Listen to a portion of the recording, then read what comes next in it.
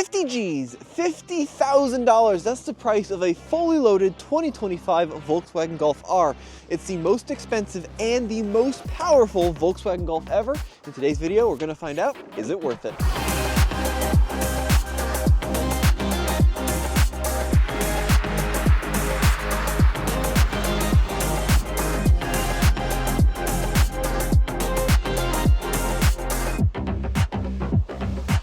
This is the Mark 8.5 Volkswagen Golf R, and under the hood we're going to find a 4-cylinder 2-liter turbo that makes 328 horsepower. So it's up 15 horsepower compared to last year, and it is down one manual transmission.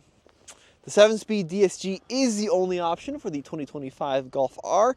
My hot take, this is where everyone's going to be mad at me, I've always thought that in this generation of Golf R, the DSG is better. Caleb from Car and Driver is giving me quite the look right now, so that's definitely the wrong take. But in my opinion, the DSG is always better suited to this platform. The 6-speed never really felt fully baked in my mind, so it's definitely a loss, but it's not the end of the world. So this is a POV ride in the new Volkswagen Golf R. Now this is a truly unforgettable experience because today we're out here on a frozen lake in Sweden, that's right, with studded snow tires, huge, not legal for road studs, and a 328 horsepower hot hatch. We're gonna start out nice and slow here and get a feel for this engine, get a feel for the steering, get a feel for the response. So I'm gonna go hard on the brakes here. Let's see how the traction is. Oh my God, with the studs, it's unbelievable. Now, one thing I love about this car, there we go, let's pitch it a little sideways, is that we have a couple different ESC modes. So depending on how sideways you want to get, you can either go for, your standard ESC on, you can go ESC fully off, or this is my favorite mode, it's called ESC Sport. So we got this beautiful little 4-wheel drift going, and the traction control and stability control let you have some fun without getting too crazy. So there we go, we can start feeling those brakes grab as we kind of slide nicely around this corner. But what's cool is it doesn't actually limit accelerator that much, it just grabs the brakes that need to be grabbed. And the best part about this car, in my opinion, is the torque vectoring rear diff. Whoa, got a little too hot there, folks. I'm by no means a professional. The torque vectoring rear diff on this car is truly special. So there are a series of clutch packs in the rear end that can distribute torque left and right as it sees fit, and that allows you to do some truly incredible things. A lot of these older Volkswagen Golf Rs felt very front-wheel drivey, and what I mean by that is they kind of had a tendency to push, and then they never really wanted to oversteer when you asked them to because they felt so front-wheel drive based. But this new Golf R, now that I'm starting to get the hang of it, you can just drive completely on the rear end. It feels more like a rear-wheel drive car that has some front-end assist.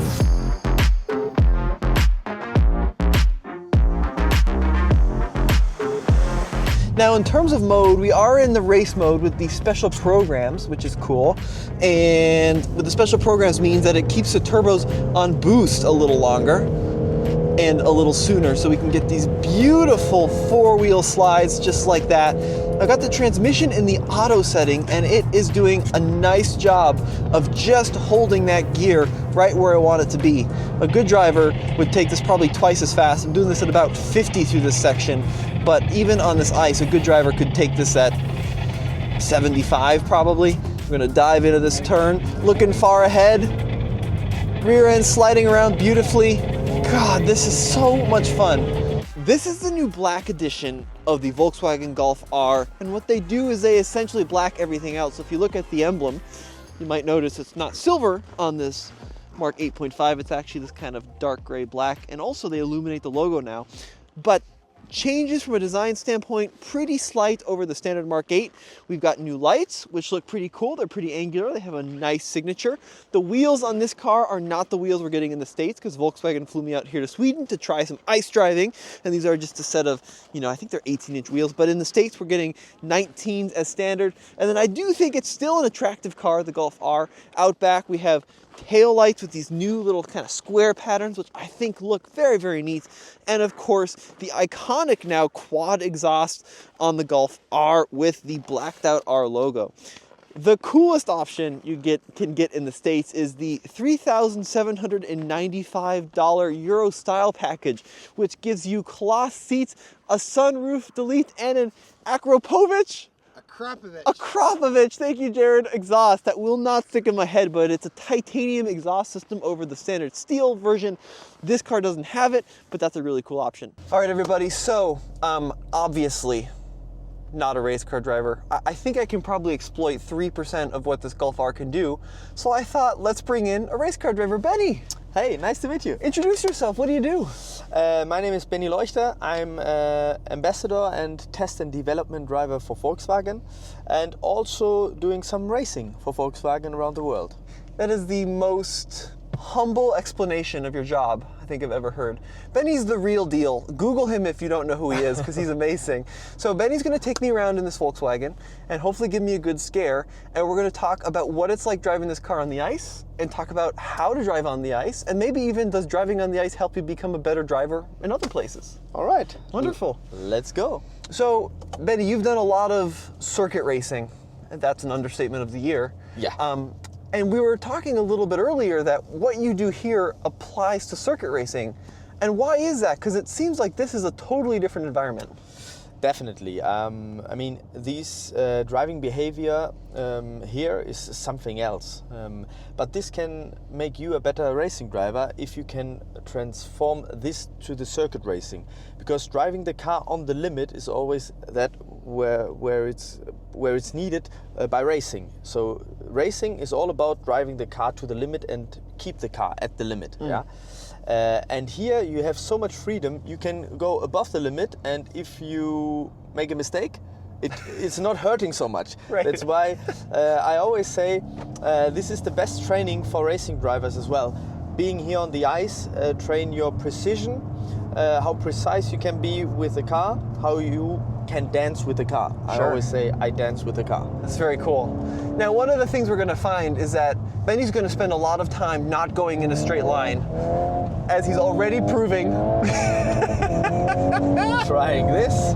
Absolutely beautiful. So Benny, when I see racing like this on TV, or when I experience it with you, like typically on a road course, drifting is not a fast way to get around a course. Why is it so effective on the ice?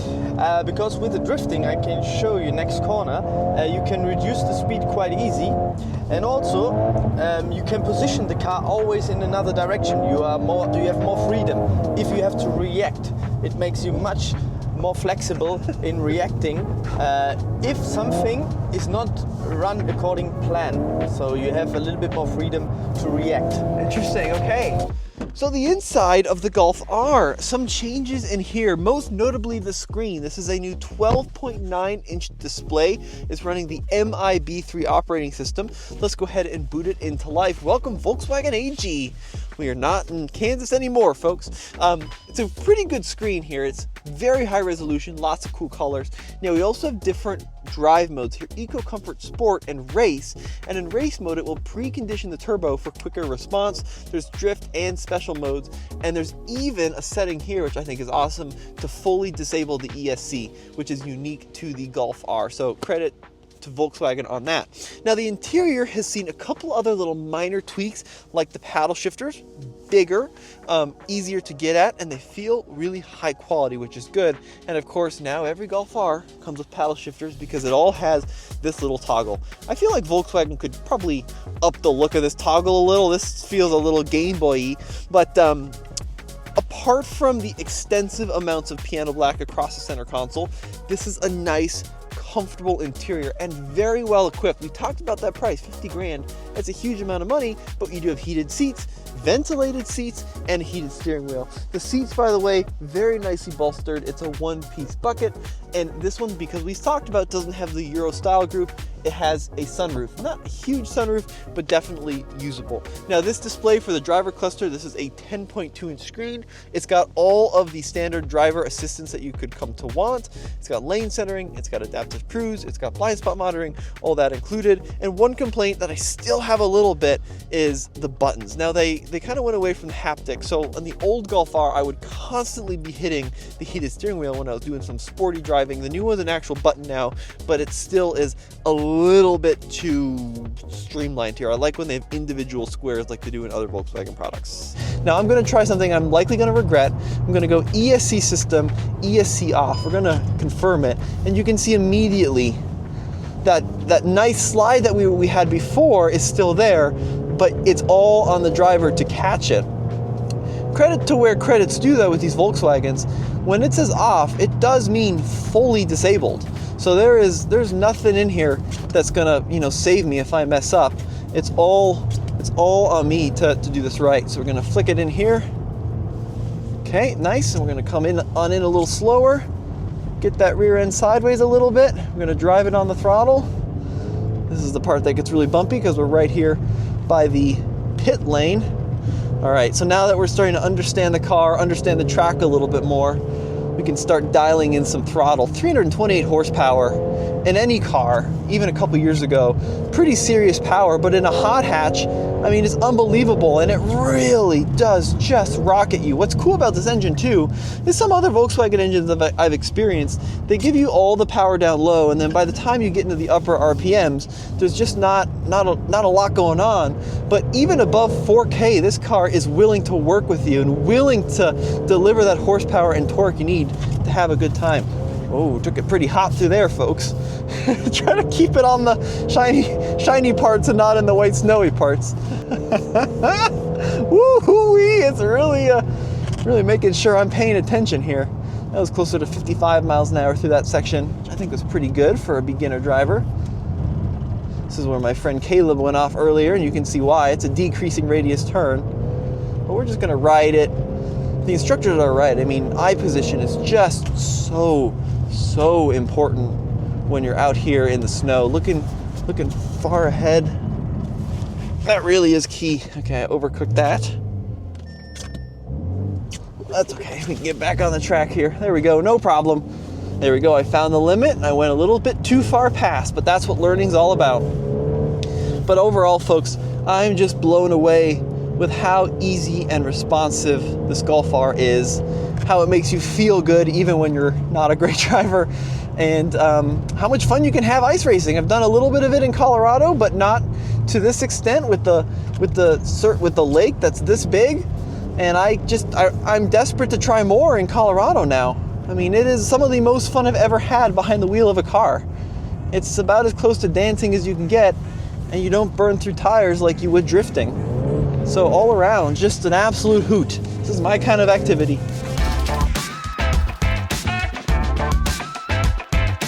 Now the back seat in the Volkswagen Golf R with the high back buckets and my seating position at 6 feet tall, there is definitely a little bit limited. You do get some nice cozy pockets here for phones, and of course you could scoot the seat forward to be more comfortable, but it's important to remember this is still a very compact car. It competes with vehicles like the GR Corolla, the Civic Type R, although that's front-wheel drive, Elantra and front-wheel drive, and arguably the Subaru WRX, although that is sedan only. So the Golf R, I think they've done some nice improvements. The power may be negligible, but the screen, definitely an improvement. And that Euro style package with the titanium exhaust is very cool. Is it $50,000 cool? Well, the fact of the matter is you can get vehicles in this class like the Integra Type S well into the 50s. So I think it's a premium feeling car, a little bit more premium than the Subaru or the Toyota, but I'd love to hear your opinion. Drop me a comment below. Would you buy the new 2025 Golf R? Huge thank you to Jared from CarBuzz for helping me out today, and we'll see you in the next one.